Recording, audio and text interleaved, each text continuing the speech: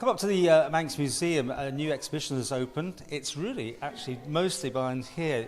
Laura, you're the creator of this whole thing, and you come from the Manx Wildlife Trust, Leigh, so this is an interesting combination. How did this all come about?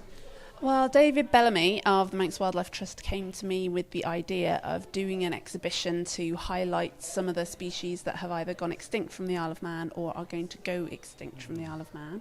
And I thought it was just a wonderful idea because it just combines so many of our mutual interests. So you were brought in and you've assisted.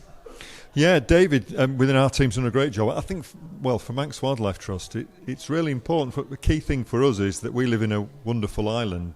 The Isle of Man's fantastic for nature, and we want to celebrate that.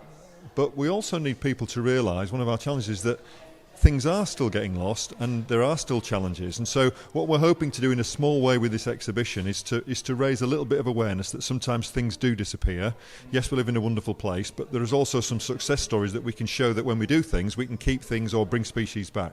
Right, because it's called extinct, but in fact you have some successes. Yes, so there is one species given an example of here of the great auk, and that has gone globally extinct. But many of the things that we have on display are not globally extinct, they're locally extinct. So there is potential to bring them back if we do something about it. Oh, that's where you come in, I guess, because the Wildlife Trust is making sure that the habitat is right and acceptable for some of these breeds? Yeah, lots of ways. And we work really closely with M&H, DEFRA and other NGOs in the island to do that. And there are some, looking up at the cabinet, some fantastic success stories. I won't go through them all, but yeah, I'll just pick out the one closest to me, the shearwater. Not that many years ago, there were no Manx shearwaters nesting in the Isle of Man. They'd gone and they'd all been killed by and eaten by the longtails. So there's been a really successful programme working closely with M&H as delivery partners that we estimate this year the numbers have gone up again, and we're approaching 700-800 pairs now of Manx shearwaters in the last 20 years, which is fantastic. And puffins, we've now had the first sightings of puffins since the 90s back on the Calf again this year, and that's a direct result of the work we've been doing jointly together to try and bring these species back. And of course, just highlighting the successes and the failures here brings people's attention, I guess. Yeah, and I think people often view extinction as something that happens somewhere else. And perhaps if they're not really, if it's not highlighted or they're not really paying attention, they'll not notice that something is just kind of disappeared from their everyday life. So, for instance, the yellowhammer, which was, I didn't realise that it had gone extinct locally extinct so recently. This was a bird that was numbered here in its thousands and was seen in all farmland.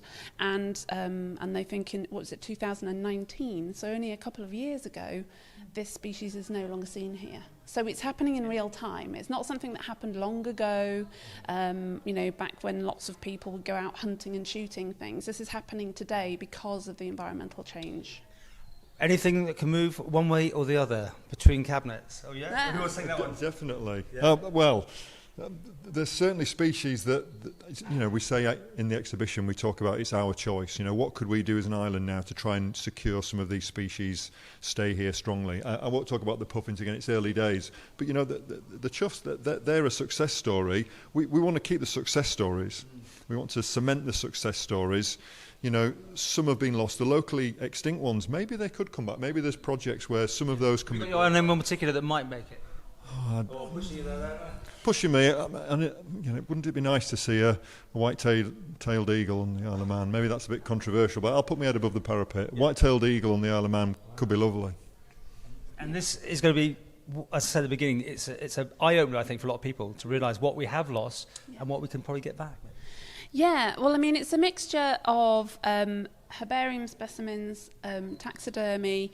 Also, we have a mollusk here, so we have the European flat oyster, which is, so there's a selection here. There are things that will maybe naturally come back if we give them the space and the environment to do so in the natural conditions, but there are other things that would need concerted effort, and so it's juggling those possibilities, those priorities, but we just want to kind of highlight what's possible, highlight the dangers, and hope that it sort of wakes people up to something that they can actually, do something about if they really wanted to. How long is the exhibition on for? It's going to finish at the end of May 2022, so there's plenty of time for people to come and have a look.